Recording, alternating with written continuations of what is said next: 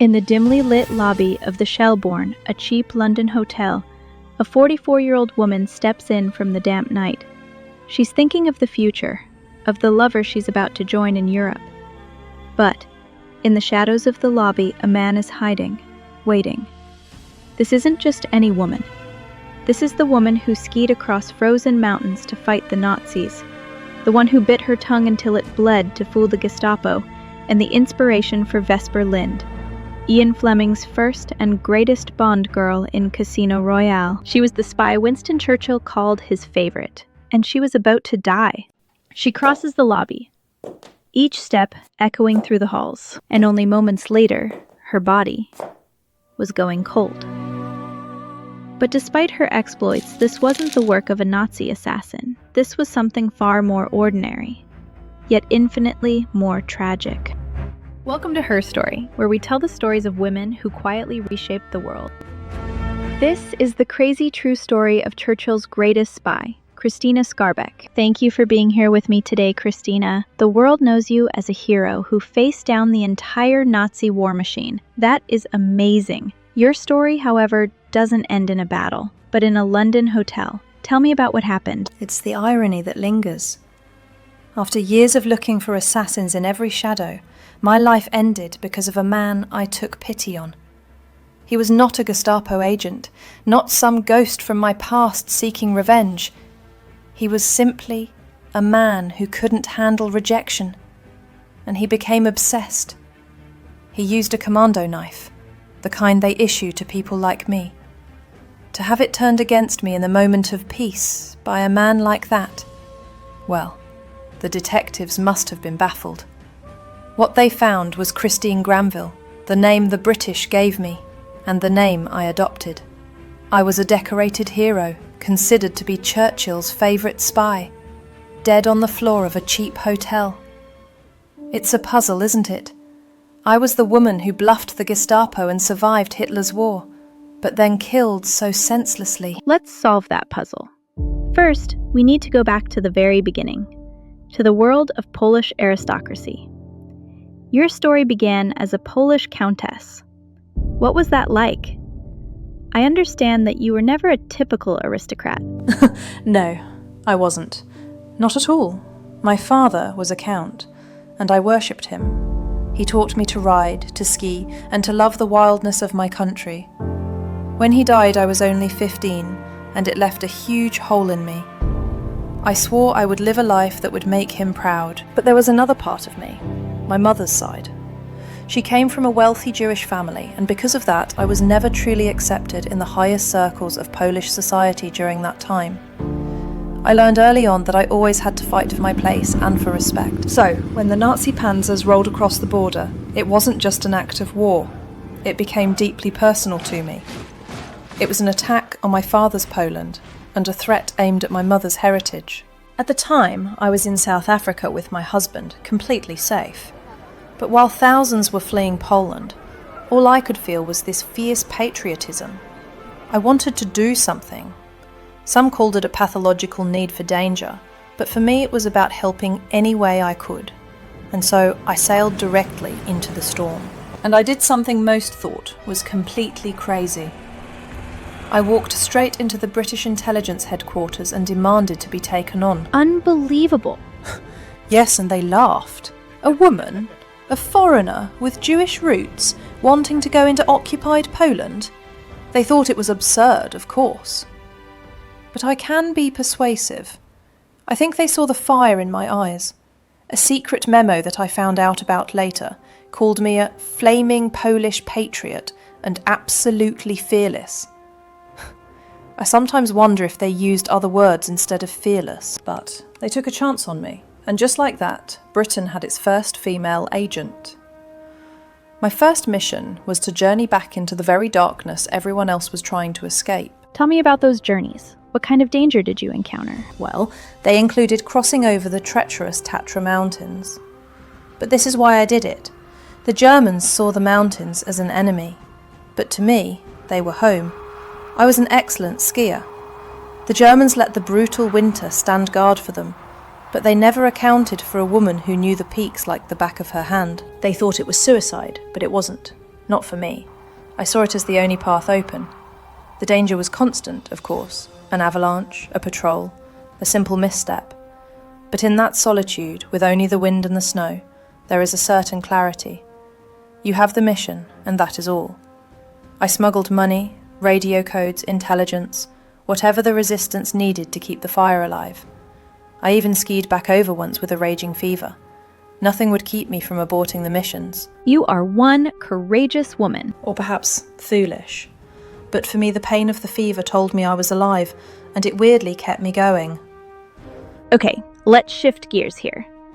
When you were in the spy hub of Budapest, your life took a very different, personal turn. Budapest thrived on secrets and deceit, and trust was the quickest path to ruin. And then, in the middle of all that, there was Andrzej Kowarski.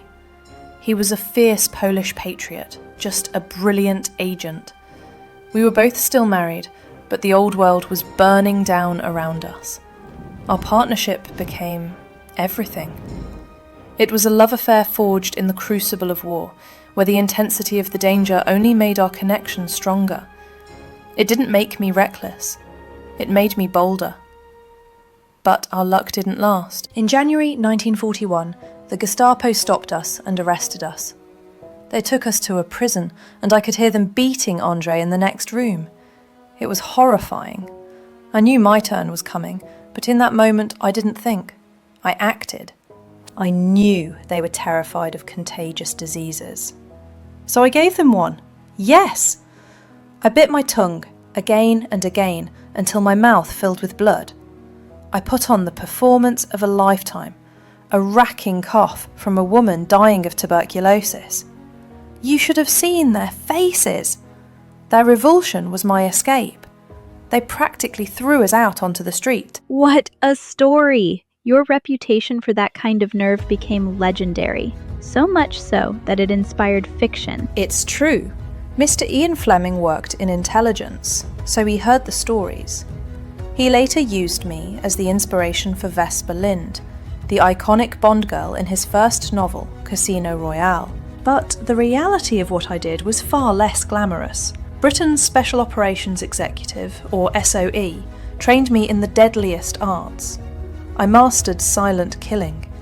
My favourite weapon wasn't a pistol. It was a 7-inch commando knife I wore strapped to my thigh. It truly was a brutal business. During one of my missions, I tucked a tiny roll of microfilm inside my leather glove. It held the first concrete proof of Hitler's plan to invade the Soviet Union, Operation Barbarossa.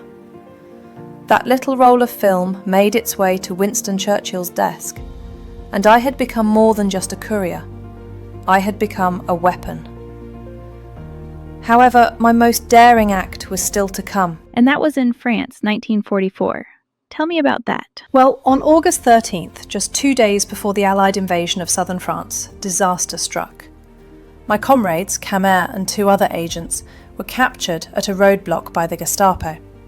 They were taken to a prison in the town of Digne, and their execution was scheduled for the following morning. If I had arranged for an armed rescue, it would have been a massacre. When I heard the news, I didn't hesitate. I came up with a plan that was considered borderline insane, but their only hope of rescue was some kind of a bluff. So, I cycled 40 kilometres to Digne, found the prison, and located the Gestapo's liaison, Captain Schenk, and I walked straight up to him. I introduced myself as a British spy.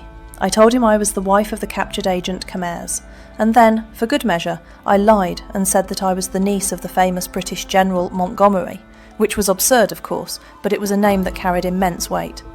And for 3 hours, I painted a very clear picture of his and the Gestapo officer in charge's future. I warned them that the Allies were only miles away and would be arriving at any moment. I threatened them with terrible retribution, telling them they had an infamous reputation among the locals and would be lynched for war crimes if the agents were harmed. Then I offered them a bribe, 2 million francs for my comrades' lives. Predictably, the officers agreed.